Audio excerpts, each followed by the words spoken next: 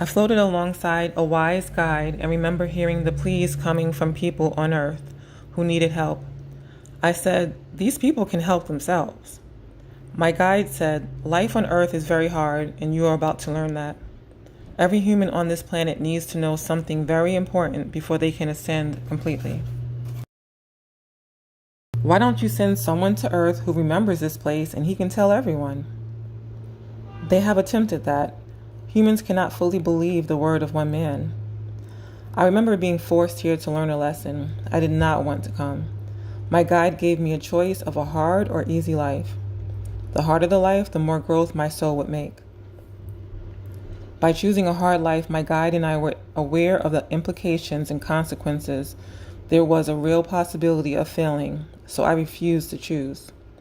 "I will be homesick. I do not want to leave," I said. "It will only be for 60 to 70 years. When you sleep, you can visit home." I didn't want to leave, but they made the choice for me. It wasn't as if I was being enslaved into doing an overlord's bidding. It was more an understanding that this is the way things are, even though I didn't agree. Since childhood, I have had concrete memories of my parents' wedding, the white and lavender colors, and standing with my guide in a circle around the wedding cake.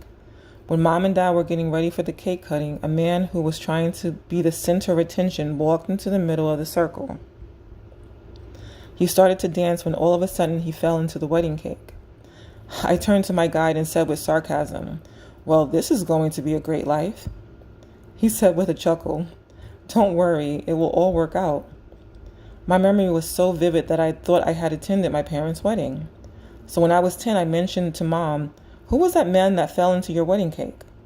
"Oh, that was your Uncle JC. He fell into the cake drunk." "I don't understand how you know that. You weren't born yet." Mom chalked this up to me hearing stories when I was young.